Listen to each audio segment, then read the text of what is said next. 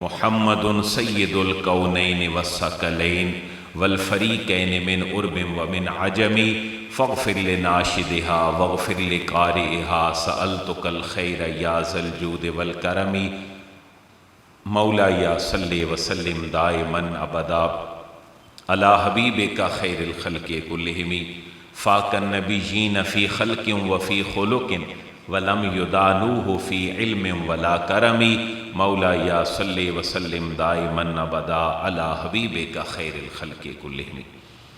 قابل احترام اللہ تعالیٰ کی تعریف آقا دو جہاں علیہ الصلوۃ والسلام کی بارگاہ میں ہدیہ پیش کرنے کے بعد میں ان سارے دوستوں کا شکر گزار ہوں جنہوں نے اس بابرکت تقریب میں اللہ کے ایک نیک بندے کے 40ویں کی اس بابرکت محفل میں مجھے بیان کا موقع فراہم کیا۔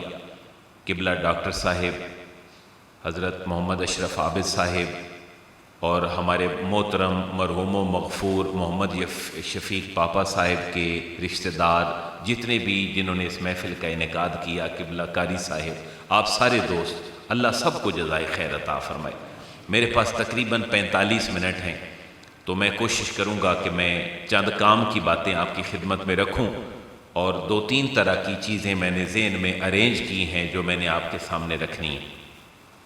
سب سے جو پہلی بات ہے وہ ان آیات بینات کا معنی مفہوم ہے جو اس محفل کی ابتدا اور آغاز میں قبلہ قاری صاحب نے آپ کے سامنے تلاوت کی۔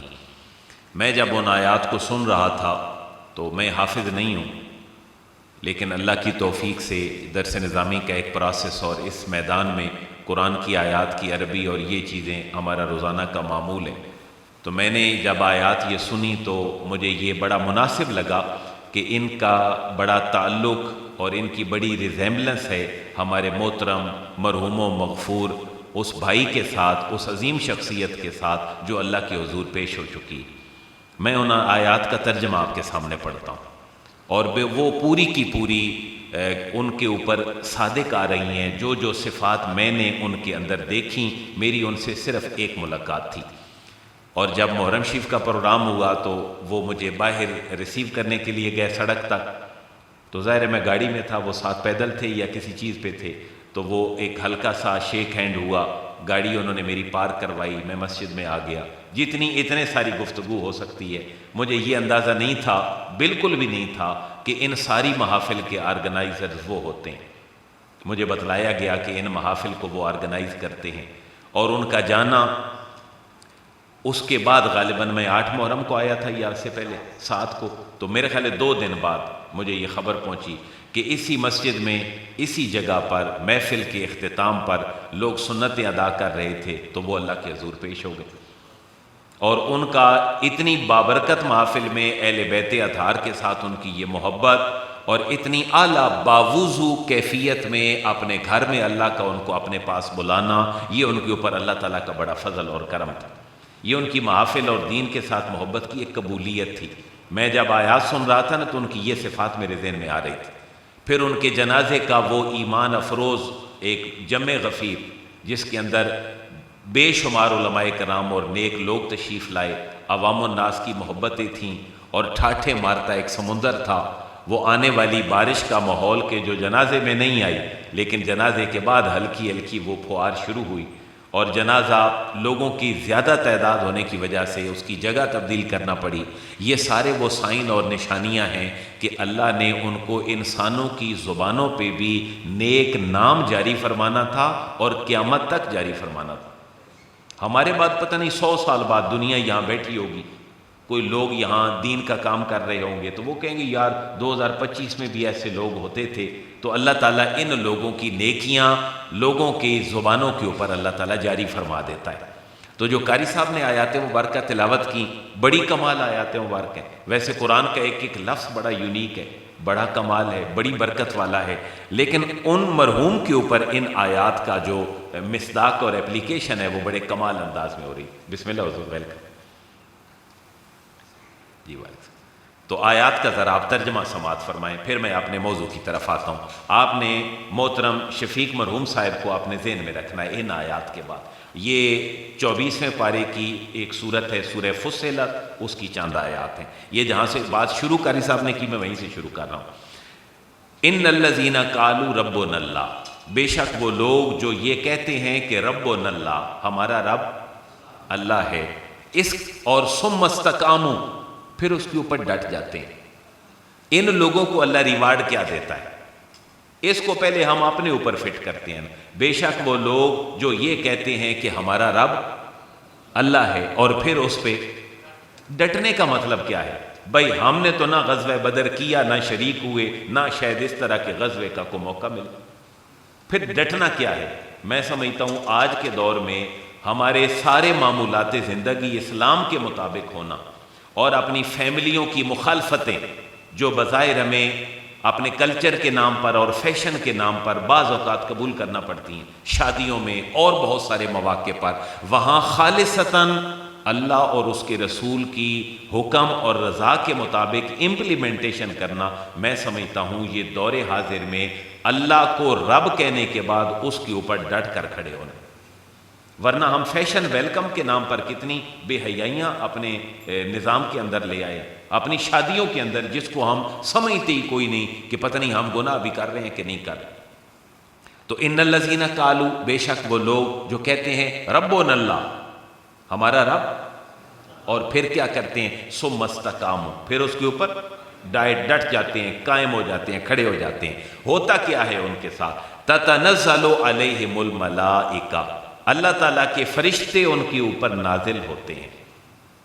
اور یہ فرشتے کب نازل ہوتے ہیں؟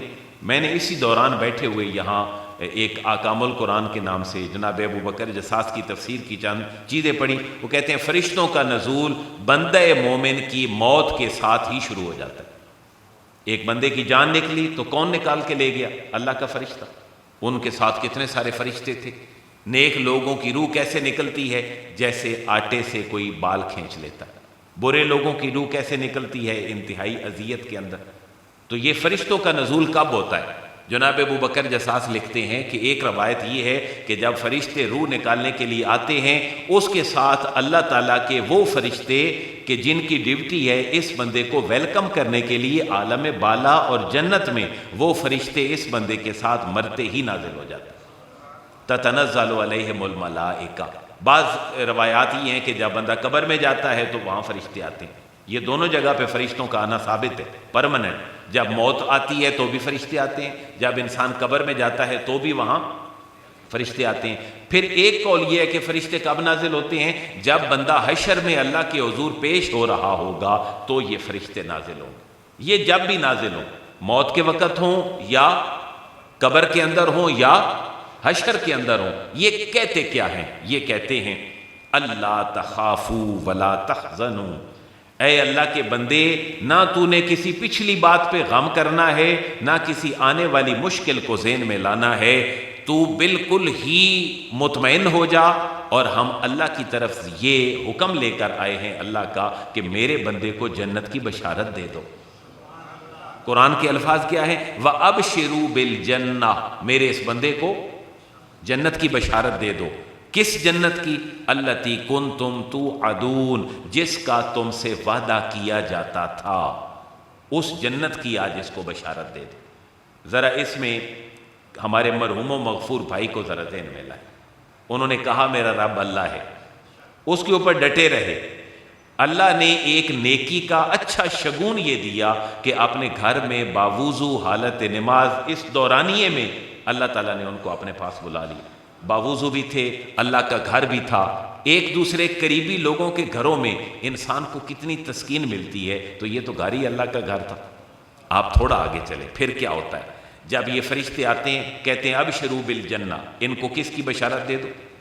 جنت کی۔ کون سی جنت؟ جس کا تم سے وعدہ کیا جاتا تھا۔ یہ وہ ٹینس استعمال ہوا ہے، کنتم توعدون، جس کا تم سے وعدہ کیا جاتا تھا، اس جنت کی آج اللہ کی طرف سے تمہیں بشارت ہے۔ اور پھر پیار بھرا جملہ فرشتوں کی طرف سے اور اللہ کی نمائندگی کرتے ہوئے پیغام رسانی کے لیے جب وہ آتے ہیں، وہ کہتے ہیں پریشان نہیں ہونا، نحن اولیاؤکم۔ نحن کا معنی ہے ہم، اولیاؤکم، پریشان نہیں ہونا، ہم اللہ تعالیٰ کی طرف سے آئے ہیں، اور نحن اولیاؤکم، ہم تمہارے دوست ہیں۔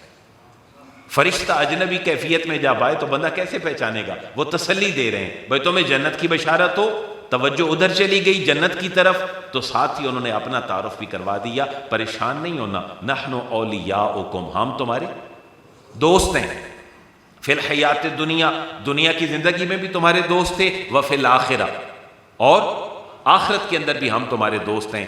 اب تم دنیا میں مشکلات برداشت کرتے تھے، اگلا جملہ اس سے بھی مزیدار ہے، تم دنیا میں ٹھنڈے پانی سے وضو کرتے تھے، گرمیوں میں نیند پوری نہیں ہوتی تھی، فجر پھر بھی جماعت کے ساتھ پڑھتے تھے، سارا سال کماتے تھے، میرے حکم پر تم زکوٰۃ دے دیا کرتے تھے، کسی کی گالی کا جواب گالی سے نہیں دیا کرتے تھے، آج تمہیں اس کا بدلہ کیا ملے گا؟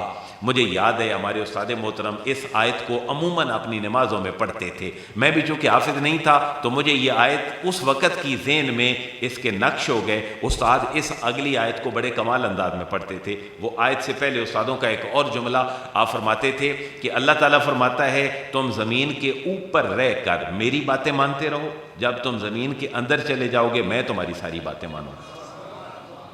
اور ان باتوں کی قرآن کیا ترجمانی کر رہا ہے، فرشتے کیا کہتے ہیں، ہم تمہارے دوست ہیں، پچھلی آیت میں جو بات گزری، ہم تمہارے دوست ہیں دنیا کی زندگی میں بھی اور آخرت کی زندگی میں بھی، وَلَكُمْ فِيهَا مَا تَشْتَهِي أَنفُسُكُمْ، اب تمہارے نفوس، تمہارے دل، تمہارے دماغ جو طلب کریں گے ہم تمہارے سامنے لا کر حاضر کر دیں کہ تم زمین کے اوپر رہ کر میری بات مانتے رہو، جب تم زمین کے نیچے چلے جاؤ گے پھر تم کہو گے اور میں تمہاری خواہشات کو پورا کر دوں۔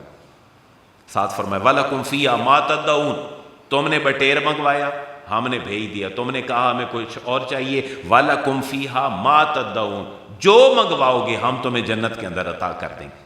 اور حدیث مبارکہ کے الفاظ ہیں، ایک بندہ جنتی کسی اور جنتی کے 15 بچے دیکھے گا، میں مثال دے رہا ہوں، 15-20 بچے دیکھے گا، یا کوئی اور جنتی کے اوپر ہونے والی اللہ کی نعمتیں دیکھے گا، اس کے دل کے اندر ابھی احساس ہی پیدا ہوگا کہ اس بندے کو رب نے جنت میں اتنا نوازا ہے، اگر اس کے بچے 100 ہوں گے یہ خیال ہی کرے گا اللہ تعالیٰ جنت میں اس کے بھی 100 بچے اس کے سامنے پیش کر دیں۔ اب یہ اس دنیا کا معاملہ ہے، ہم 100 بچوں کی یہ بات تو اپنے ذہن میں انڈرسٹینڈ ہی نہیں کر سکتے، حالانکہ جنت کا معاملہ یہ ہے کہ جنت کے ایک درخت کا سایہ اور ایک دروازے سے دوسرے دروازے کا سفر، وہ ایک تیز گھوڑا بھی اگر سالوں دوڑتا رہے تو وہ ایک درخت جنتی کا سایہ بھی پورا نہیں کر سکتا، اور ایک درخت سے دوسرے درخت تک جا بھی نہیں سکتا، اتنے دنیاوی سال وہاں پر لگ جاتے ہیں، لیکن ہم دنیا کی سوچ کو آخرت پہ اپلائی نہیں کر سکتے۔ آج تم مانگو تمہیں دیا جائے گا، اور میزبانی کون کرے گا تمہاری؟ نزلا من غفور الرحیم، آج جو میزبانی ہے وہ اس رب کی طرف سے ہے جو غفور بھی ہے اور رحیم بھی ہے۔ 2 صفتیں اللہ کی ذکر ہوئی ہیں، ایک غفور اور دوسری رحیم۔ اللہ نے پہلی صفت کون سی ذکر کی ہے؟ غفور۔ پتہ چلا میرا بندہ اگر کوئی چھوٹی موٹی غلطیاں بھی ساتھ لایا ہے تو آج اس کا میں میزبان ہوں، میں پہلے اس کی خطائیں معاف کروں گا پھر ساری رحمتیں اس کے اوپر نازل کر دوں۔ ان نعمتوں میں کیا کہا ہوگا، ساری باتیں سامنے رکھیں، لیکن ایک آخر میں بندہ مومن کو دیدار الہی بھی نصیب ہوگا۔ یہ ساری وہ میزبانیاں ہیں جو رب کی طرف سے ہوں گی۔ مجھے اگلی بات جو بالکل محترم مرحوم شفیق صاحب کے اوپر صادق آتی ہوئی نظر آئی، قرآن اسی آیت میں، وَمَنْ أَحْسَنُ قَوْلًا مِّمَّنْ دَعَا إِلَى اللَّهِ، اس بندے سے زیادہ اچھی بات کس کی ہو سکتی ہے جو لوگوں کو اللہ کی طرف بلاتا ہے؟ اس بندے سے زیادہ قول اور بات کس کی بہتر ہو سکتی ہے جو لوگوں کو کدھر بلاتا ہے؟ اللہ کی طرف۔ تو جب وہ محفل کا انعقاد کرواتے تھے تو کدھر بلاتے تھے؟ اللہ کی طرف بلاتے تھے۔ اگلی بات دیکھیں، وَعَمِلَ صَالِحًا، قولاً اپنی زبان سے لوگوں کو نیکی کی طرف بلایا، وَعَمِلَ صَالِحًا، ذرا غور کریں ترجمے پر، کیا کیا؟ نیکی کا عمل بھی کیا، خود بھی لوگوں کو بھی بلایا اور اس نیکی کا عمل خود بھی کیا، اور کہا کیا، وَقَالَ إِنَّنِي مِنَ الْمُسْلِمِينَ، اور لوگوں کو یہ کہا بھئی میں مسلمان ہوں۔ مسلمان ہوتا ہی وہ ہے جس کی زبان سے اور جس کے ہاتھ پاؤں سے دوسرے مسلمان محفوظ رہتے۔ اس کے کتنے سارے سائن، آپ یقین کریں یہ کوئی وہ بات نہیں میں کر رہا جو لگی لپٹی خطیب کرتے ہیں۔ جب یہ آیات پڑھ رہے تھے قاری صاحب، آپ یقین، میں اپنا موضوع بنا کے لایا تھا، اس کے لیے میں آپ کے لیے کچھ کاپیاں بھی لے کے آیا ہوں، لیکن مجھے یہ بڑی پیاری آیات لگیں کہ وہ ساری چیزیں اس بندہ مرحوم کے اوپر صادق آ رہی۔ کون اتنا اعلیٰ بندہ ہے جو لوگوں کو اللہ کی طرف بلائے اور عمل بھی اس کے مطابق کرے، اور اس کا ایک ہی نعرہ ہے کہ میں مسلمان ہوں۔ اور یہ اتنا حسین نعرہ ہے جس کو اللہ نے قبول کر دیا۔ پھر ایک چھوٹی سی بات ان آیات کے بعد بھی ہے جو میری اور آپ کی پریکٹیکلی بڑی ضرورت ہے۔ اللہ تعالیٰ اپنے حبیب کو فرما رہے اے حبیب نیکی اور برائی برابر، بولے نیکی اور برائی برابر نہیں ہو سکتے۔ یہ ان آیات سے اگلی آیت ہے، لیکن میرے اور آپ کی پریکٹیکل لائف سے اس کا بڑا تعلق ہے۔ اے حبیب نیکی اور برائی کبھی برابر نہیں ہو سکتے۔ اے حبیب اگر آپ کو مکے کے کافر لوگ کچھ زبان میں عمل میں زیادتی کر بیٹھے آپ کے ساتھ، تو آپ نے لب و لہجہ وہ نہیں اپنانا جو انہوں نے اپنایا۔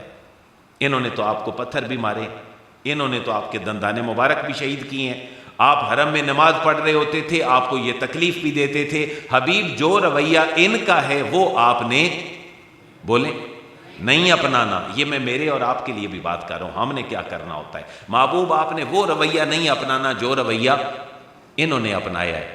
میں نے اور آپ نے بھی اپنے مخالف کے ساتھ وہ رویہ نہیں اپنانا جو میرا اور آپ کا مخالف میرے اور آپ کے ساتھ اپناتا ہے۔ اس کا فائدہ کیا نکلے گا؟ انتہائی اعلیٰ فائدہ، جو فائدہ قرآن کہہ رہا ہے۔ قرآن فائدہ یہ کہہ رہا ہے اے حبیب آپ نے بات ان سے بڑی اعلیٰ کرنی ہے، اس کا فائدہ یہ ہوگا فَإِذَا الَّذِي بَيْنَكَ وَبَيْنَهُ عَدَاوَةٌ كَأَنَّهُ وَلِيٌّ حَمِيمٌ۔ اے حبیب اگر آپ اپنا لہجہ پولائٹ رکھیں گے نا، گالیاں نکالنے والے کو بھی اس لیول پر آ کر برا نہیں کہیں گے، اس کا فائدہ یہ نکلے ہوگا کہ جو آپ کا جانی دشمن ہے وہ آپ کا جگری دوست بن جائے۔ کتنا بڑا اخلاقی اصول ہے یہ، آپ کی ٹینشنیں ختم کرنے والا ہے۔ لوگ کہتے ہیں آج ڈپریشن کا مرض ہوتا ہے، باہر نکلیں، آپ نے گاڑی چلائی، موٹر سائیکل چلایا، لوگ آگے سے ملے، انہوں نے پریشان کیا، سر کھپاتے ہوئے گھر آ گئے، کیسی ٹریفک ہے، کیسے جاہل لوگ ہیں وغیرہ وغیرہ۔ لیکن ساری بیماریوں کا حل یہ ہے جو رویہ تمہارے ساتھ اپنایا جائے تم وہ رویہ لوگوں کے ساتھ نہ اپناؤ۔ اس کا فائدہ کیا ہوگا، اس کا رزلٹ کیا نکلے گا؟ جو تمہارا جانی دشمن ہے وہ بھی تمہارا، قرآن کے الفاظ کیا ہے؟ ولی حمیم، تمہارا، میں نے ایک ترجمہ کیا ہے چھوٹا سا، جگری دوست بن جائے گا۔ تو ہمارے لہجوں میں بھی وہ پولائٹنس ہونی چاہیے، وہ نرمی ہونی چاہیے جو نرمی اللہ کے ہاں بڑی قابل قبول ہے۔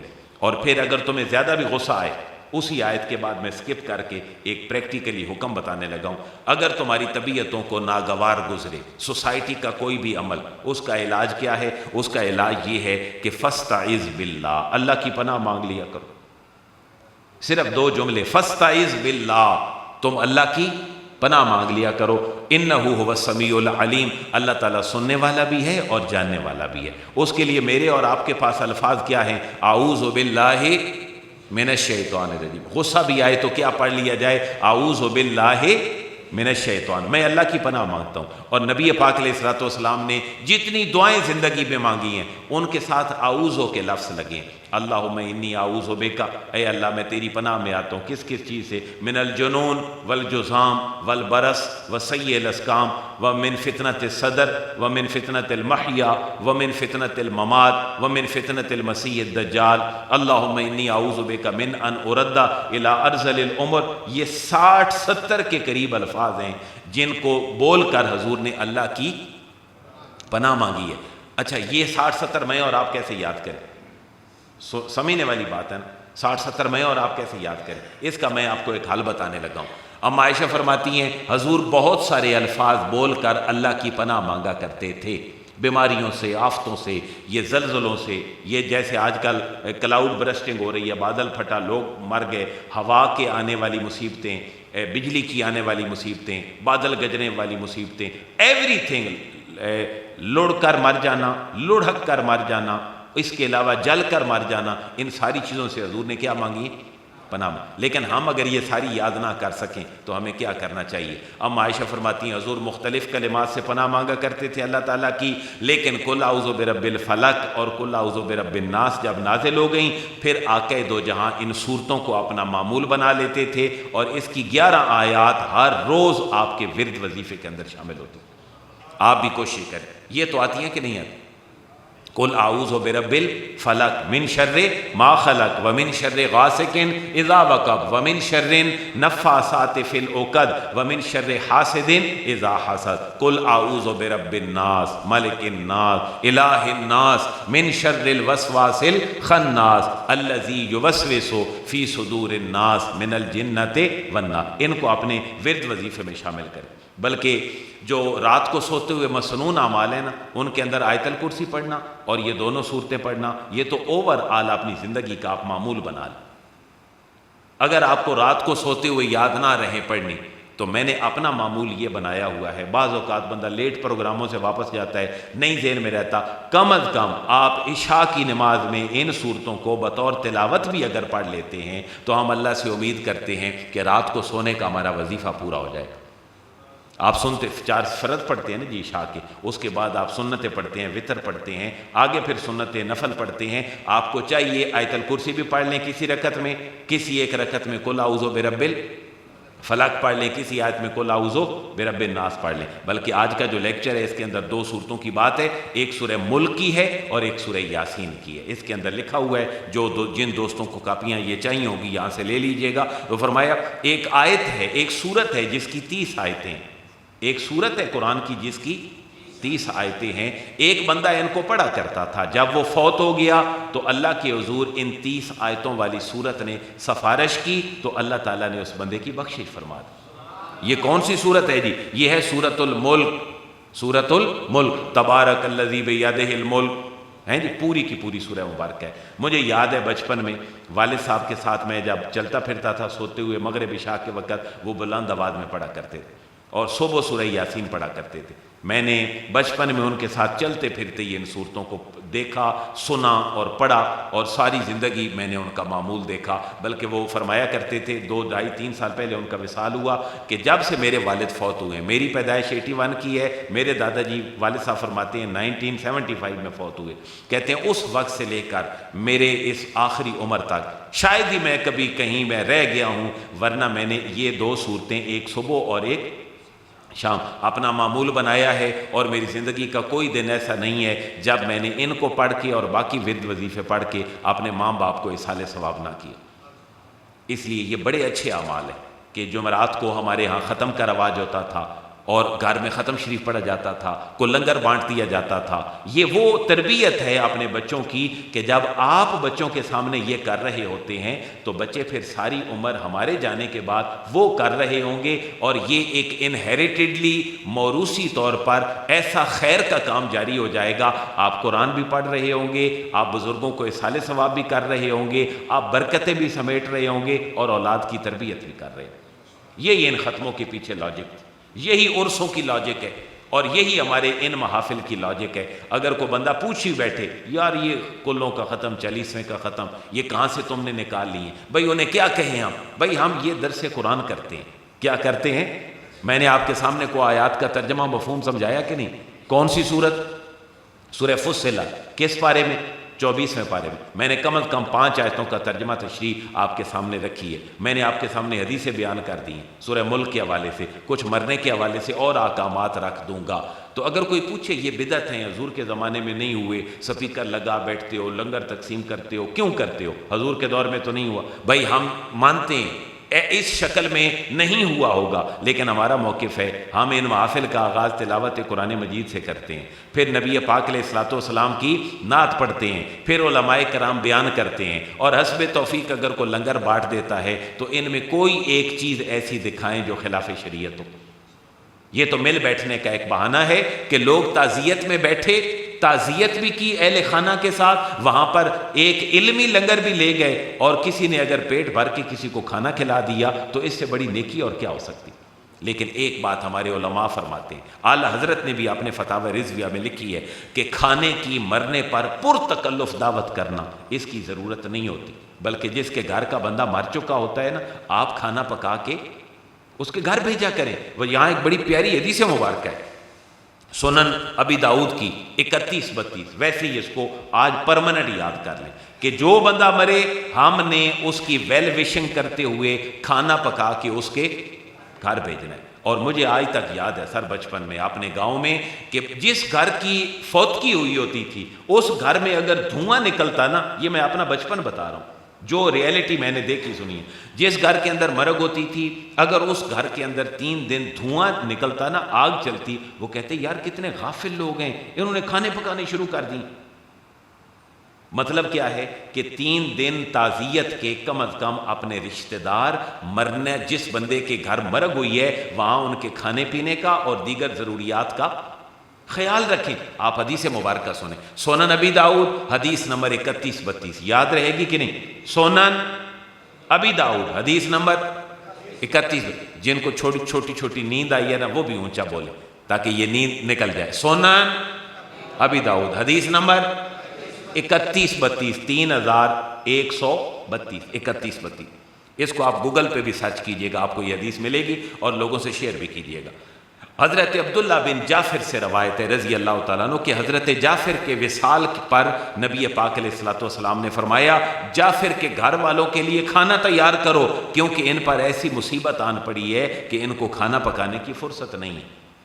جب ان کا وصال ہو گیا تو حضور نے فرمایا ان کے گھر میں کھانا پکا کے بھیجو، کیونکہ آپ شہید ہوئے تھے غزوہ میں، اور وہاں سے جب خبر پہنچی تو حضور نے فرمایا بھائی جعفر والوں کے گھر والے نہ ڈھال ہیں تو تم کیا کرو، کھانا پکا کے ان کے گھر بھیجو۔ میرے بھائیو آج ہمیں بھی چاہیے، ہم جس گھر کے اندر مرگ ہوئی ہے اس کے دوست، اس کے رشتہ دار، دیکھیں نا مہمان آئے ہوتے ہیں دور سے، پہلے اتنا دور دراز لوگ نہیں رہتے تھے، ایک گاؤں میں بندہ پیدا ہوا، وہیں پہ بڑا ہوا، وہیں شادی ہوئی، زیادہ زیادہ چوتھے پنڈ تک اس کی رسائی ہوتی تھی، اس کے بعد بندہ جناب چلا گیا، 7 پنڈ کے قبرستان ہوتا تھا، وہاں پر بندے کو دفن۔ آج کیا ہوتا ہے؟ آج جناب بچہ یہاں پیدا ہوا، جناب ملتان، کہیں کراچی، کہیں لاہور، کہیں اسلام آباد یونیورسٹی میں پڑھا، وہاں سے چھلانگ لگائی امریکہ چلا گیا، کوئی UK چلا گیا، کوئی کینیڈا چلا گیا، کیا وہاں سے جنازے میں آ کے شامل ہوا جا سکتا ہے کہ نہیں؟ ہوا جا سکتا ہے، لوگ ویٹ کرتے ہیں۔ اچھا اب اتنی دور سے اگر کوئی مہمان آئے کراچی سے، کہیں باہر سے، اور اس کو کہیں یار ٹھیک ہے تو جنازے میں شریک ہو گیا ہے، بڑی مہربانی ہے، روٹی کھلانا ٹھیک نہیں ہے کیونکہ روٹی کھلانا مرنے پہ نہیں ہوتا، یہ وہ سینس نہیں ہے۔ جو قریبی لوگ ہیں، جو مقامی لوگ ہیں وہ اس کھانے میں شریک نہ ہوں، لیکن جو مہمان ہیں وہ اس کھانے میں شریک ہو سکتے ہیں۔ بلکہ ہمارے گاؤں میں یہ بھی رواج ہے کہ جب مر جاتا ہے بندہ تو پہلا کھانا نان کے دیتے ہیں، نان کے داد کے ہوتے ہیں، ننی آل ددیات، وہ کھانا دیتے ہیں، بڑی اچھی روایت ہے، اور کوئی لگژری کھانا نہیں ہوتا، دال اور روٹی ہوتی ہے۔ یہاں بھی شاید ایسا ہی کہیں آگے پیچھے، یہ بڑے اچھے اعمال ہیں۔ بھائی لوگ اتنی دور سے آئے ہیں، اگر وہاں کو بیٹھ کے کھا لیتے ہیں، پرتکلف دعوت کا اہتمام نہ ہو، اور اگر کسی نے دعوت کرنی بھی ہے تو وہ میت کے ترکے میں سے نہ ہو، میت کی وراثت میں سے نہ ہو، میت کے پیسوں میں سے آپ قبر کھود سکتے ہیں، میت کو کفن دے سکتے ہیں، میت کی تدفین کے سارے معاملات کر سکتے ہیں، لیکن اس میں آپ کول خانی 40واں اور یہ پروگرام میت کے ترکے میں سے نہیں کر سکتے۔ آپ کرنا چاہتے ہیں، اللہ نے اولاد کو نوازا ہے، رشتہ داروں کو نوازا ہے، آپ لوگوں کو میت کے اصالِ ثواب کے لیے کھانا کھلانا چاہتے ہیں، سو بسم اللہ۔ حضور سے پوچھا گیا ایو الاسلام خیر، حضور کون سا اسلام اور اسلام کا عمل بہتر ہے؟ آپ نے فرمایا تطعم الطعام وتقرأ السلام علی من عرفت ومن لم تعرف۔ کیا ترجمہ مفہوم ہے؟ پوچھا گیا حضور اسلام کا کون سا عمل بہتر ہے؟ تو آپ نے فرمایا بھوکے کو کھانا کھلانا اور جانتے ہو یا نہیں جانتے ہو گزرنے والے کو سلام کرنا، یہ 2 اسلام کی بہت بڑی چیزیں۔ بھائی بھوکے بندے سے کوئی پوچھے اللہ کتنے ہیں، اس نے کہنا 1 روٹی۔ ظاہر ہے بھوکے کا سب سے بڑا مذہب کیا ہے؟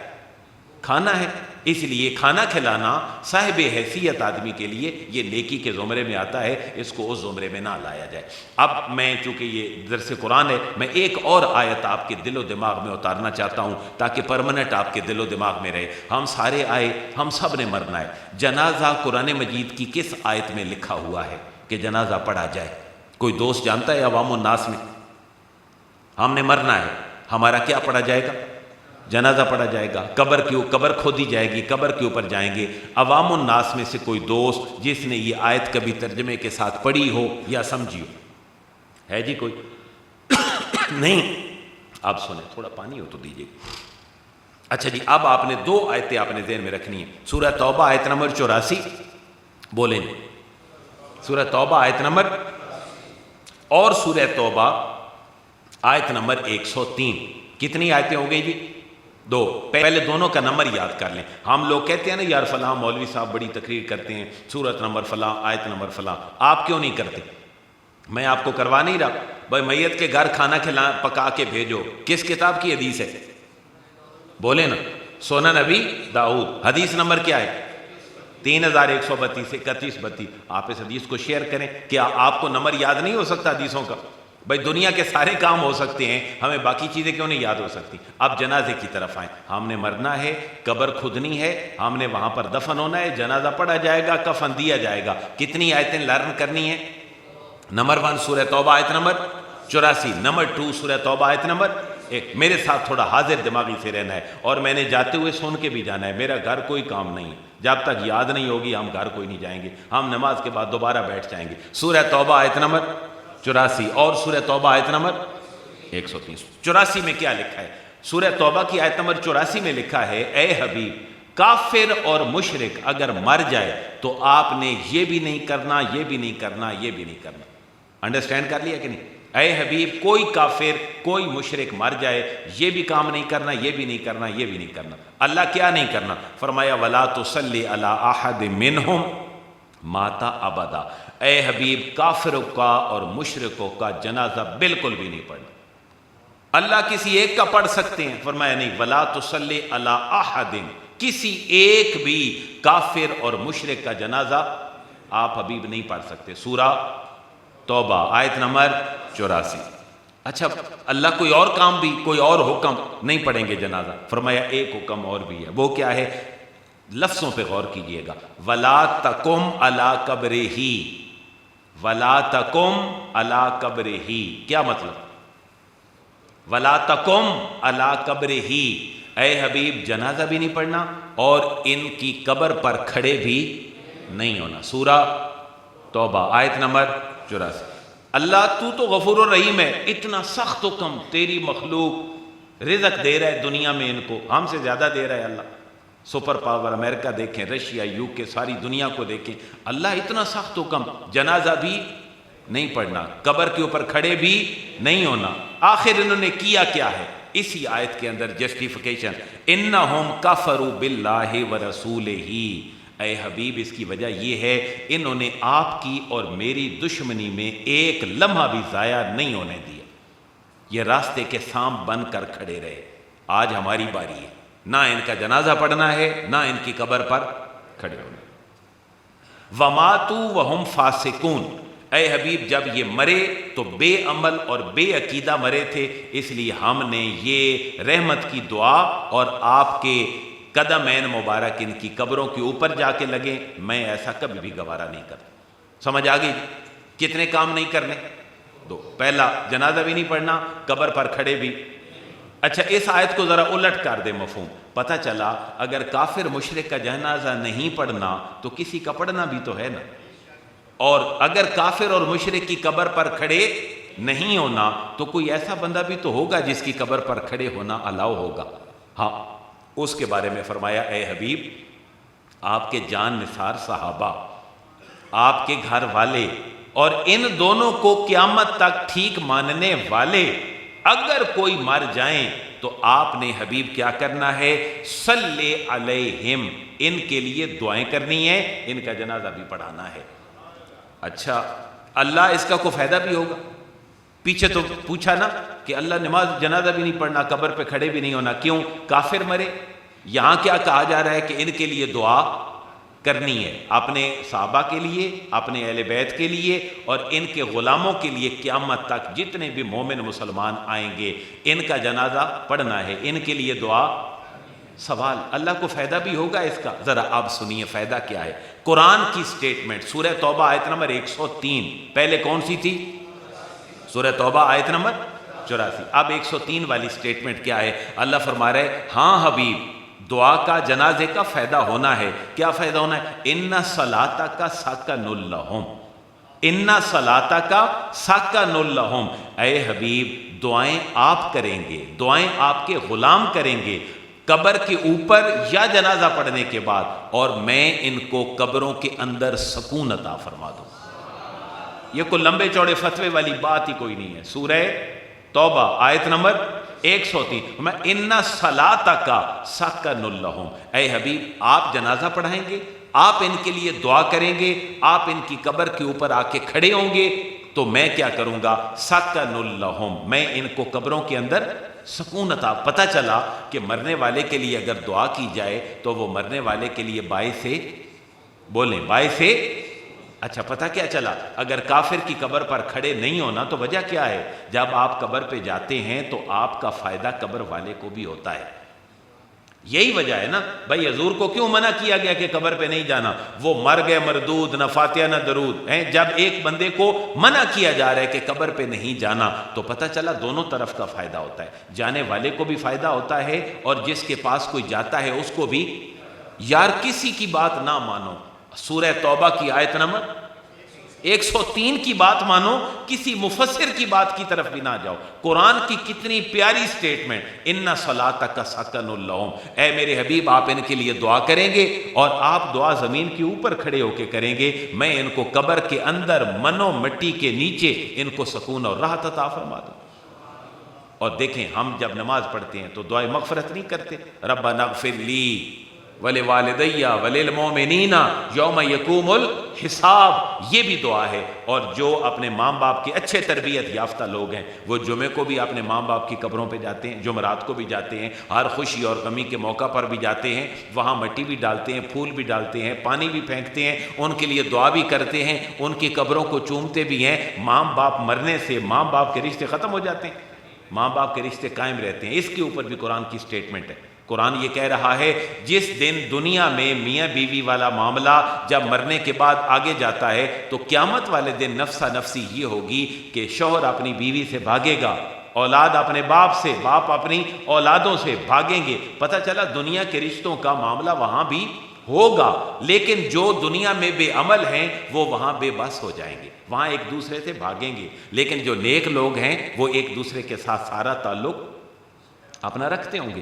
تو دو آیتیں میں نے یاد کروا دیجیے آپ کو، سورہ توبہ آیت نمبر 84، کافر مشرک کا جنازہ دعا ان کے لیے نہیں کرنی، قبر پر کھڑے دیکھیں نا، پتہ چلا قبر کا ذکر بھی قرآن میں ہے، قبر کے اوپر کھڑے ہونے کا ذکر بھی قرآن کے اندر ہے۔ مومنین کے لیے پھر جانے ساری والی بات ہے، اے حبیب کو بندہ مومن یا بندہ مومنہ دنیا سے چلی جائے تو اس کے لیے جنازہ بھی پڑھنا ہے اور اس کی قبر کے اوپر کھڑے بھی ہونا ہے، اس کے لیے دعا بھی کرنی ہے۔ اچھا پھر بعض لوگ کہتے ہیں جی قرآن لے جانا بدعت ہے۔ بھئی ہم کب کہتے ہیں؟ قرآن اس طرح کتابی شکل میں دور رسالت میں نہیں تھا، اس طرح باقاعدہ کتابی شکل میں دور رسالت میں نہیں تھا، کتابی شکل میں سیدنا صدیق اکبر رضی اللہ تعالیٰ عنہ کے دور میں کمپائل ہوا۔ اب اتنا بڑا قرآن تھا، وہ کو اتنا چھوٹا سا تھوڑی تھا، وہ تو بڑا قرآن تھا جو ہاتھ سے لکھے ہوتے تھے اور صرف عاملین کے پاس ہوتا تھا، جو گورنرز ہوتے تھے۔ تو ہم کبھی کلیم نہیں کرتے کہ قرآن دور رسالت میں کوئی لے کر کسی کی قبر پر گیا تھا۔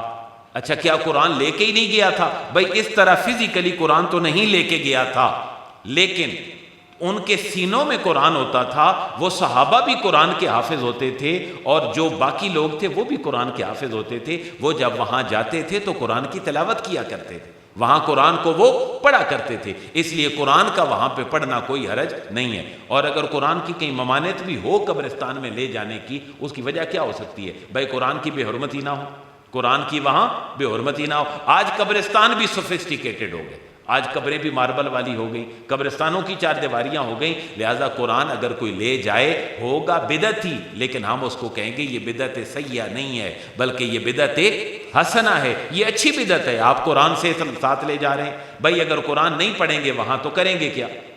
دعا کیا کریں گے؟ قرآن ہی پڑھیں گے۔ وہاں جا کر اگر آپ دعا کرتے ہیں تو ہمارے نزدیک یہ بدعت حسنہ ہے، یہ بدعت سیئہ نہیں ہے۔ آپ وہاں جا کر دعا کریں گے، ہاں قبر کے سامنے سجدہ نہ کریں۔ قبرستان میں آپ جاتے ہیں تو پاک صاف جگہ ہونی چاہیے، قبر کے سامنے سجدہ نہ کریں۔ آپ نے کہیں نماز پڑھنی ہے تو تھوڑی سائڈ کے اوپر پڑھ لیں۔ اس کے بعد دو باتیں اور، کیونکہ اصال ثواب کی محفل ہے، ہم سارے جنازہ پڑھتے ہیں۔ ہمارے وضو کے اندر کتنے فرائض ہوتے ہیں؟ غسل کے اندر 3، جنازے کے کتنے فرائض ہیں؟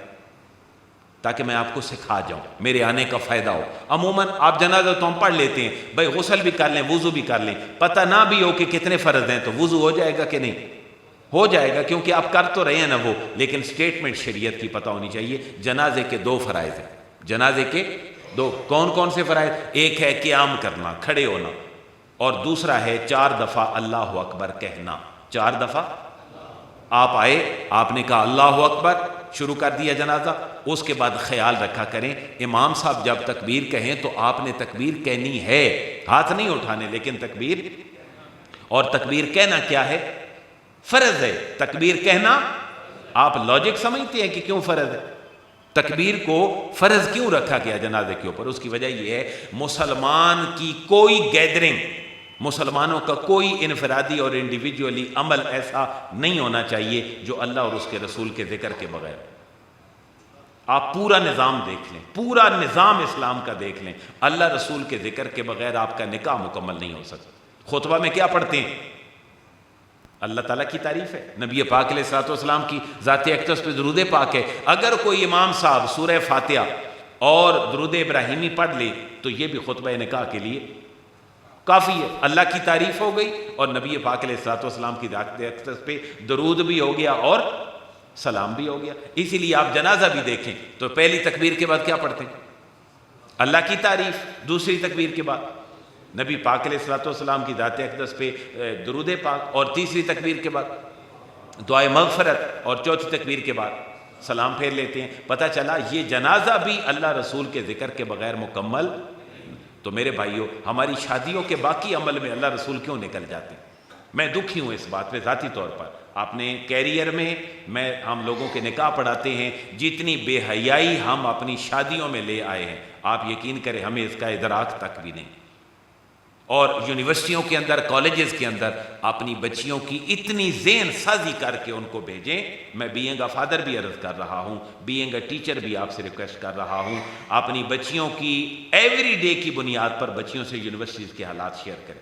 یونیورسٹیوں کے حالات اچھے نہیں، باہر کے اداروں کے حالات، جہاں کو ایجوکیشن ہے وہاں اپنے بچوں اور بچیوں کا انتہائی حساب رکھیں۔ میں آپ کو بینگ اے ٹیچر کہتا ہوں، اگر آپ کی بچی تہجد گزار بھی ہے وہ باہر جا کے پھسل سکتی، بالکل دیانتداری سے عرض کر رہا ہوں۔ ان کی اتنی کاؤنسلنگ ضروری ہے کہ اس سے پہلے شاید وہ ضروری نہیں تھی۔ اس لیے ہماری شادیوں کے اجتماعی عمل میں بھی اللہ رسول ہمارے معاملات سے نکلنے نہیں چاہیے۔ ہر معاملے میں اللہ رسول کا معاملہ ہمارے مد نظر ہو۔ جنازے کے فرائض کتنے؟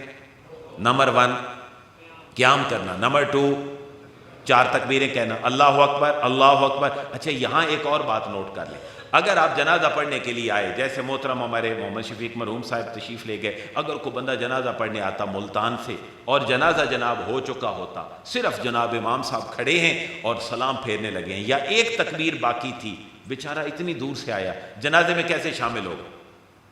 آپ وہ جناب جوتے اتارے گا، پہلے کو مسجد ڈھونڈے گا، وہاں وضو کرے گا، پھر جائے گا، تو جنازہ مل جائے گا یا ختم ہو جائے گا؟ کیا کرنا چاہیے اس کو؟ ہمارے بزرگوں نے اپنی کتابوں کے اندر یہ بات لکھی ہے، فقہی کتابوں میں وہ آیا ہے، کسی چیز کے کرنے کی ضرورت نہیں ہے، وہ آئے فوراً گاڑی سے جہاں اترا ہے وہاں فوراً سے پہلے تیمم کر لے۔ کیا کر لے؟ کوئی دیوار ہے نا باہر، دیوار کی کسی بھی جگہ پہ وہاں ہاتھ لگائے اور اپنے چہرے پہ مال لے، ہاتھ لگائے اپنے دونوں بازوؤں کا مسح کر لے اور امام صاحب کے ساتھ شامل ہو جائے اور کھڑا ہو جائے، اور کھڑا ہو کے اب اس کے لیے فرض کیا تھا؟ قیام پورا ہو گیا، اور کیا فرض تھا؟ 4 تکبیریں۔ بھائی وہ فوراً کہے اللہ اکبر اللہ اکبر اللہ اکبر اللہ اکبر، السلام علیکم ورحمۃ اللہ، السلام علیکم ورحمۃ اللہ، یہ جنازہ اس کے لیے کافی ہو جائے۔ تیمم کے ساتھ بھی ایمرجنسی حالات میں جوتے اتارنے کی ضرورت بھی اس کو نہیں ہے، بس تیمم کر لے، وہ جنازے میں آ جائے۔ اب اہل سنت کا معمول کیا ہے؟ جب جنازہ پڑھ لیتے ہیں تو جنازے کے بعد بھی دعا کرتے ہیں۔ میں آپ سے جسٹیفیکیشن چاہتا ہوں، اگر کوئی اتنا دور سے بندہ آیا ہے اور وہ صرف تکبیریں پڑھ سکا، تکبیر میں کوئی چیز نہیں پڑھ سکا، تو وسعت ہمارے نزدیک کیا ہے کہ سارے لوگوں کو امام صاحب کیا کہتے ہیں؟ بھائی آپ کیا کر لو، فاتح شریف پڑھ لو، کل شریف پڑھ لو، درود پاک پڑھ لو، امام صاحب پھر بھی دعا کرا دیتے ہیں۔ تکبیریں اور قیام والا فرض وہاں پورا ہو گیا تھا، وہ اللہ تعالیٰ کی تعریف اور درود پاک والا معاملہ دعا کے بعد بھی شامل ہو جائے۔ اور ایک بات اور ذہن میں رکھیں، ہماری بھی کچھ کمزوریاں ہیں، لوگ ہمارے اوپر اعتراض کرتے ہیں نا، حنفیوں کا جنازہ بڑا چھوٹا ہوتا ہے، ایسے جناب 35 سیکنڈ میں جنازہ، ہمارے باقی لوگوں کو لمبے لمبے جنازے پڑھاتے ہیں۔ پہلا جملہ یہ ذہن میں رکھیں کہ لمبے جنازے پڑھانا شریعت کی ریکوائرمنٹ نہیں ہے۔ کم سے کم جتنے وقت میں آپ کام کر سکتے ہیں اس کو زیادہ سے زیادہ وقت پہ لے جانے کی کیا ضرورت؟ بات سمجھ رہے کہ نہیں؟ جنازہ فرض ہے کہ چھوٹے درجے کی چیز ہے؟ نہیں، فرض کفایہ ہے، فرض سے نچلے درجے کا ہے۔ فجر کی نماز آپ نہیں پڑھنی ہے، محلے کا کوئی بندہ نہیں اللہ ہو کے پڑھے تو تمہاری بھی ہو جائے گی۔ زور کی بھی آپ نے پڑھنی ہے، محلے کے پڑھ لیں تو کافی، لیکن جنازہ آپ کے محلے میں سے ایک بندہ بھی پڑھ لے تو پتہ چلا جنازہ فرض تو نہیں ہے بلکہ فرض سے نچلے درجے کی عبادت ہے اور وہ فرض کفایہ ہے، اس لیے شریعت کا وہ حکم مرتب نہیں ہوتا جو حکم آپ کا فرض کے اوپر مرتب ہوتا ہے۔ تو جنازے کے یہ فرائض پورے ہو گئے، اب اگر دعا ہوتی ہے اور دعا کے بعد یہ چیزیں شامل ہو جاتی ہیں تو یہ بھی ہمارے لیے باعث ثواب ہے۔ اور اگلی بات ہے جنازے کا پورا طریقہ یہاں لکھا ہوا ہے، جتنی کاپیاں ہیں ہمارے نابالغ بچوں کے لیے ہم دعا پڑھتے ہیں الگ سے، اللہم اجعلہ لنا، تو اگر اس کی جگہ اللہم اغفر لحینا بھی پڑھ لیں تو کوئی حرج نہیں ہے، وہ دعا آپ چھوٹے بچے کے لیے پڑھ سکتے ہیں۔ ایک اور سوال عموماً پوچھا جاتا ہے کہ ایک بچہ پیدا ہوا ہے تو کب تک اس کا جنازہ پڑھا جائے گا؟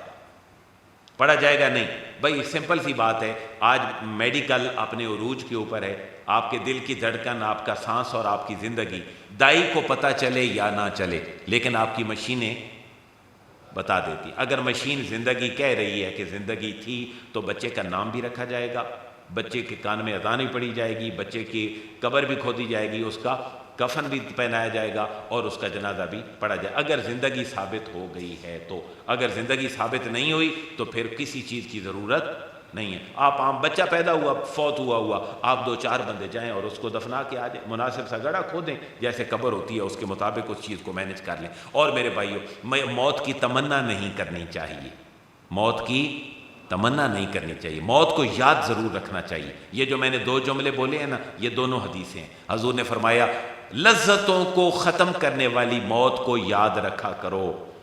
کیا جملہ فرمایا؟ لذتوں کو ختم کرنے والی موت کو یاد رکھا کرو، لیکن ساتھ یہ بھی فرمایا تمنا نہ کیا کرو، کیونکہ اللہ کی بہت بڑی نعمت ہے زندگی، کتنی دفعہ ملنی ہے؟ ایک دفعہ۔ انجوائے کرو، آپ کی زندگی ہے تو آپ اللہ کی توحید کے اوپر اقرار کر رہے ہیں، رسول اللہ کی رسالت کا کلمہ پڑھ رہے ہیں، سبحان اللہ کہتے ہیں، جنت میں ایک درخت لگ جاتا ہے۔ یہ آپ کو دنیا کی زندگی میں فضائل حاصل ہیں۔ مالدار آدمی 50 روپیہ کسی کو صدقہ دیتا ہے تو وہ جنت میں اس کا چلی جاتا ہے ذخیرہ، تو یہ آپ کو فضیلتیں کہاں مل رہی ہیں؟ دنیا میں مل رہی ہیں۔ دنیا کی زندگی کو غنیمت جانو، موت کو بھی غنیمت جانو۔ سوال آپ کہیں گے موت کو کیسے غنیمت جانے؟ بھائی اگر ایک بندے کی عمر میرے اور آپ میں سے 250 سال ہو جائے تو کیا کریں گے؟ بھائی یہاں تو 70 سال کا بابا نہیں سنبھالا جاتا، 80-90 کا کھانا نہیں یاد رہتا، 100 شاید کوئی لاکھوں میں ایک ہوتا ہے جو 100 پہ پہنچتا ہے، اگر یہ 150 سال پہ پہنچے گا تو کیا کرے گا؟ پریشانیاں بڑھیں گی۔ اس لیے زندگی بھی اللہ کی نعمت ہے اور موت بھی اللہ کی نعمت ہے، اللہ کی دونوں نعمتوں پہ راضی ہو، لیکن زندگی کو بڑا انعام جانو۔ اور پھر آپ سمجھتے ہیں میت کی آنکھیں کھلی رہ جاتی ہیں، جب بندہ مرتا ہے تو آنکھیں کیوں کھلی رہ جاتی ہیں؟ حضور نے اس معاملے میں بھی ہماری رہنمائی فرمائی۔ آپ سے پوچھا کہ حضور میت کی آنکھیں کیوں کھلی رہ جاتی ہیں؟ آپ نے فرمایا جب فرشتہ آتا ہے تو وہ پاؤں کی طرف سے روح قبض کرنا شروع کرتا ہے، آخر میں روح اس کی آنکھوں ان سے نکلتی ہے، پپلیوں سے، اور وہ نکلتے ہوئے تو روح کو دیکھتا ہے، لیکن اب روح اس کے اندر نہیں ہوتی تو وہ واپس لانے کی طاقت ہی نہیں رکھتا۔ اس لیے جب بھی کوئی بندہ مرتا ہے تو اس کی پہلے آنکھوں کو ہم کیا کرتے ہیں؟ بند کر دیتے ہیں۔ اب ٹائم اینڈ ہونے لگا ہے، لیکن میں ایک اور بات میں آپ کی رہنمائی کر دوں۔ ہم نا بڑی راکٹ سائنس سمجھتے ہیں، بندہ مر گیا ہن کی کری۔ اصل بات کچھ حقیقت بھی ہے کہ یہ معاملہ پہلے گھر نہیں پیش آیا ہوتا، کہ روزانہ آتا ہے، بندہ پریشان ہو جاتا ہے۔ اب کیا کرنا چاہیے؟ کوئی پریشانی کی ضرورت نہیں۔ آپ سب سے پہلے جو بندہ ہے اس کو قبلہ رخ کر دیں، یعنی اس کا سر اور جو پاؤں ہیں وہ شمالن اور جنوبن ہو، اور چہرہ اس کا کدھر ہو؟ قبلے کی طرف ہو، اور ہاتھ اس کے سیدھے کر دیں، اور ٹانگیں بھی سیدھی کر کے جو پاؤں کے 2 انگوٹھے ہیں ان کو مناسب سی کسی چیز کے ساتھ باندھ دیں۔ کس کے باندھنے کی ضرورت نہیں ہے، آپ کے پاس رومال ہے، اسی رومال کے ساتھ باندھ لیں، کسی اور کپڑے اور چیز کے ساتھ باندھ لیں، تاکہ جسم بعد میں ٹھنڈا ہو جائے گا تو اس سے پہلے جسم پورے کا پورا جیسے قبر میں رہنا ہے اس کے مطابق ہو۔ ایک کام اور بھی کر لینے میں کوئی حرج نہیں ہے، اور یہ قرون اولیٰ میں ہوتا تھا، اب نہیں ہوتا۔ اب دیکھیں میرے اور آپ کے کتنے سوٹ ہیں پہننے کے لیے؟ زیادہ ہے نا؟ دور رسالت، دور صحابہ میں بھی زیادہ ہوتے تھے۔ آپ یقین کریں جن لوگوں کو حضور نے جنت کی بشارتیں دی ہیں ان کے پاس کفن بھی پورا نہیں ہوتا تھا۔ ایک صحابی رسول کے بارے میں یہ بات ہے کہ غزوہ احد میں یا کسی اور موقع پر حضور نے جب دفن کیا تو سر کی طرف اگر کفن دیتے تھے تو پاؤں ننگے ہو جاتے تھے، پاؤں کی طرف اگر کپڑا ڈالتے تھے تو یہ وہ لوگ ہیں جو دنیا میں رہتے ہوئے حضور کی سچی زبان سے جنتی ہیں اور جنتی لوگوں میں شامل۔ تو جو ہمارا کو بندہ فوت ہو جاتا ہے تو آپ اگر کپڑے اتارنا چاہیں تو آپ اس کی شرمگاہ کو ڈھانک کے اس کے کپڑے اتار سکتے ہیں، گرم جسم ہے نا، کپڑے اتارنے میں کوئی حرج، کوئی یہ نہ کہے گا یار انہاں دا پیو مرے ایسی انہاں سوٹ ہی اتار لے ایسی، یہ باتیں ہوتی ہیں ہمارے یہاں، ایسی کوئی بات نہیں ہے بھائی۔ کپڑا پھاڑ کے اتار کے ضائع کرنا بہتر ہے یا صحیح کپڑا اتار کے کسی مستحق کو پہننے کے لیے دے دینا ٹھیک ہے جی؟ مستحق کو پہننے کے لیے دے دینے میں، اتار کے دینے میں کوئی حرج نہیں ہے۔ تو میت کے کپڑے آپ اتار بھی سکتے ہیں، شرمگاہ ڈھانپ لیں اور اس کے علاوہ اس کے اوپر کوئی چادر وغیرہ ڈال دیں۔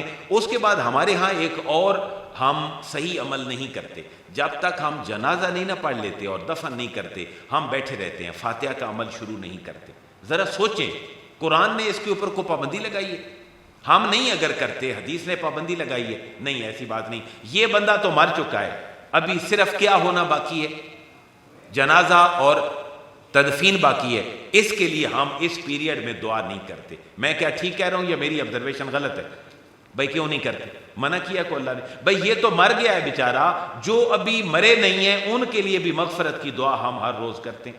ذرا نماز کو دیکھیں، ربنا اغفر لی، میں مر گیا ہوں، کس کے لیے دعا ہے؟ ربنا اغفر لی، اے اللہ بولے نا مجھے بخش دے، اے اللہ مجھے بخش دے۔ آگے ولی والدیہ، میرے والدین بھی زندہ نہیں ہوتے، بعض والدین بھی زندہ ہوتے، میرے لیے دعا، میرے والدین کے لیے دعا۔ آگے وللمؤمنین، اچھا میں تو زندہ ہوں، میرے ماں باپ بھی زندہ ہیں، بچے جنہوں نے ابھی 100 سال بعد پیدا ہونا ہے یہاں تو ان کے لیے بھی دعا ہے۔ وہ دعا کیا ہے؟ ربنا اغفر لی ولوالدی وللمؤمنین یوم یقوم الحساب۔ اس لیے ہمیں اس پیریڈ میں دعا کرنے میں کوئی حرج نہیں ہے۔ اچھا اگر کوئی قرآن خوانی، بھائی عورتیں روتی رہیں تو چنگا ہے یا قرآن پڑھتی رہیں؟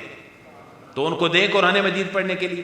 اگر کوئی کہے کہ قرآن بدعت ہے پڑھنا، فتوے آج کل زیادہ لگتے ہیں نا، تو بھائی کہیں بدعت ہے، ایسا نہیں ہوا پہلے کبھی، لیکن یہ بدعت حسنہ ہے، بدعت سیئہ نہیں ہے، یہ اچھا عمل ہے، نیکی کا عمل ہے۔ بھائی عورتیں جناب بین کرتی رہیں، ہائے، میں پریکٹیکلی باتیں کہہ رہا ہوں، اچھا وہاں کیا ہوتا ہے؟ ہائے اسرائیل تو ساڑا گھر بھول گیا سے۔ بھائی عورتیں رسماً روتی ہیں، گاؤں دیہاتوں میں آپ کبھی جا کے دیکھیں، ان کی عورتیں ادھر رونے کے لیے جائیں گی، بدلے میں وہ آ کے روئیں گی، ہیں یہ ساری چیزیں ہیں۔ تو ان سے رونے سے بچانے کے لیے کیا دے دیں؟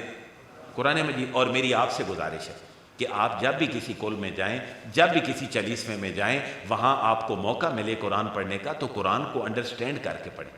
ہمارے یہاں یہ ہوتا ہے بھائی جتنے پارے رہ گئے انہوں لپیٹو آگے چلو۔ اچھا اور ظلم ایک یہ ہوتا ہے کہ ہم پارا پکڑیں گے، آپ نے میری کریکشن کرنی ہے اگر میں غلط کہہ رہا ہوں، ہم لوگ قرآن پڑھ رہے ہیں کسی کے مرنے پہ فاتحہ میں کل میں، تو کہیں گے یار میرا تھوڑا جا پارا رہ گیا، اے دو تو پڑھے تو میں پڑھ رہا ہوں۔ ایسے کرتے ہیں کہ نہیں کرتے ہیں جی ڈاکٹر صاحب؟ دو بندے ہوتے ہیں نا، یار اے صفحہ تو پڑھ، اے صفحہ میں پڑھدا، وہ پڑھ لے ہن اے تو پڑھ، اے میں پڑھدا۔ یہ ٹھیک ہے؟ اے ہوتی ہے بات، یہ نہیں ہوتی؟ بھائی یہ کہاں سے آ گیا قرآن پڑھنا؟ اور اللہ کے بندو قرآن کے تقدس کا حلسہ میں صحیح کر رہا ہوں یا نہیں؟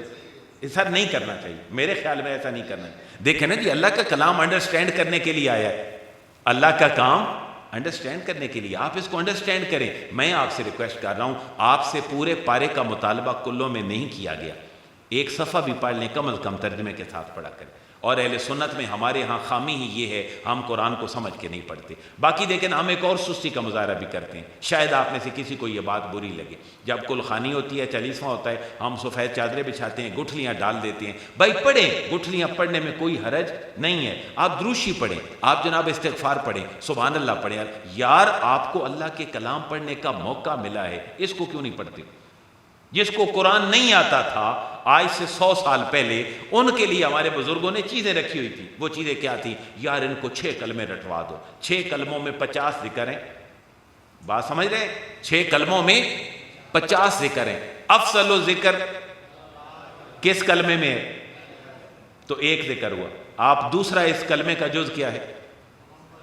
یہ چھوٹا کلمہ ہے، یہ چھوٹا کلمہ ہے، یہ ایک اور ذکر ہے۔ اگلے کلمے میں جائیں، دوسرا کلمہ اشہد ان لا الہ الا اللہ وحدہ لا شریک لہ واشہد ان محمدا عبدہ ورسولہ۔ ایسا ہے حضور نے فرمایا جو بندہ وضو کر کے اس کلمے کو پڑھتا ہے، اللہ تعالیٰ اس کے لیے جنت کے 8 دروازے کھول دیتا ہے، جس دروازے سے چاہے گا جنت میں داخل ہو جائے گا۔ یہ چھوٹا کلمہ ہے. تیسرا کلمہ کیا ہے؟ تیسرا کلمہ تمجید کیا ہے؟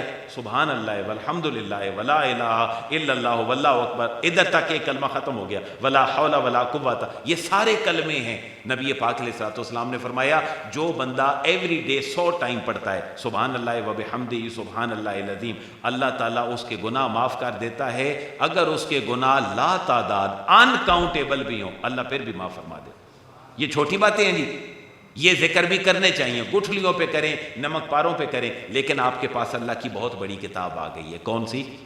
میں سنی بھائیوں سے گزارش کروں گا آپ قرآن پڑھا کریں، قرآن کو انڈرسٹینڈ کیا کریں. اگر آپ قرآن نہیں پڑھتے، اگر آپ قرآن نہیں پڑھتے، آپ خود بھی ظلم کر رہے ہیں، اپنی اولاد کے لیے بھی کوئی اچھی بات چھوڑ کے نہیں جا رہے ہیں. میں نے کافی باتیں کر لی ہیں، ٹائم ہو گیا، ورنہ میں 2 گھنٹے اور بھی بول سکتا ہوں، لیکن آپ کا کوئی سوال ہو تو آپ پوچھیں، تاکہ بعد میں میرا سوال کہ آپ کسی اور کو نہ پکڑ لیں، مولوی صاحب پتہ نہیں کی کہہ گیا.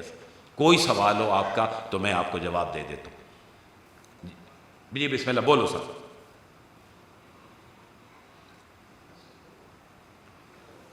آپ بولیں حضور بولیں، میں سن رہا ہوں.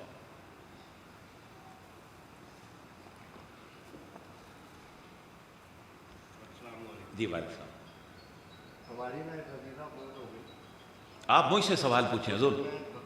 آپ پلیز تھوڑا پلیز بیٹھیں، آپ تشریف رکھیں. آپ پلیز میں تشریف رکھیں نا پہلے، آپ ڈیکورم کو خراب نہ کریں، آپ بزرگ ہیں ہمارے. آپ مجھ سے سوال کریں، میں جواب دیتا ہوں. یہ بات لمبی ہو جائے گی، 5 منٹ جماعت میں رہتے ہیں.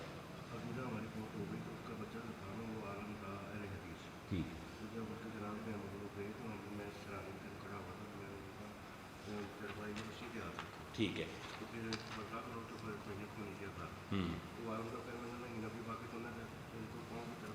ٹھیک ہے ٹھیک ہے. اچھا بزرگ یہ مسئلہ پوچھ رہے ہیں، بتا ایک واقعہ رہے ہیں، لیکن مسئلہ یہ ہے کہ قبر کے اندر میت کو کس طرف سے اتارنا چاہیے؟ قبر کا رخ کیسے ہوتا ہے؟ پاؤں سر کدھر ہوتا ہے؟ شمال. پاؤں جنوب کی طرف، اور ایک اس کی پھر مشرقی سائیڈ ہے اور ایک مغربی. حدیث کے اندر 4 طریقے موجود ہیں، جس طریقے سے چاہیں اتار سکتے ہیں. میں نے 4 حدیثیں اس کے اوپر پڑھی، آپ بھی پڑھ لیں. بہار شریعت میں پورا چیپٹر سینکڑوں صفحات مرنے کے اوپر لکھے ہوئے ہیں. ہم تو جنازے کی دعا بھی ایک پڑھتے ہیں نا، اللہم اغفر لحینا ومیتنا وشاہدنا وغائبنا. سر آپ بہار شریعت پڑھیں، وہاں 14 دعائیں لکھی ہوئی ہیں. اس طرح بہتر یہ ہے کہ دائیں ہاتھ سے اتار لیں. بزرگ جو آئے بہتر یہ ہے دائیں ہاتھ سے اتار لیں، ورنہ جہاں سے بھی اتاریں کوئی حرج نہیں ہے. یہ حلال و حرام کا مسئلہ نہیں ہے. یہ ڈاکٹر صاحب جو کو دوست محبت والے ہوں گے، مطالعے والے، تو یہ بہت سارا خراج عقیدت جی محمد شفیق مرحوم صاحب کے لیے، اللہ ان کو غریق رحمت فرمائے. میں ڈاکٹر صاحب کا شکر گزار ہوں، حضرت صاحب کا شکر گزار ہوں، اشرف صاحب کا، حافظ زاہد صاحب کا، سارے دوستوں کا جنہوں نے مجھے اچھی گفتگو اچھی محفل میں کرنے کا موقع دیا. ہم توبہ کرتے ہیں اللہ ہمارے گناہ معاف فرمائے اور ہمیں اپنی رحمتوں سے نوازے، حضور کی غلامی میں رکھے. وما علیہ الا البلاغ.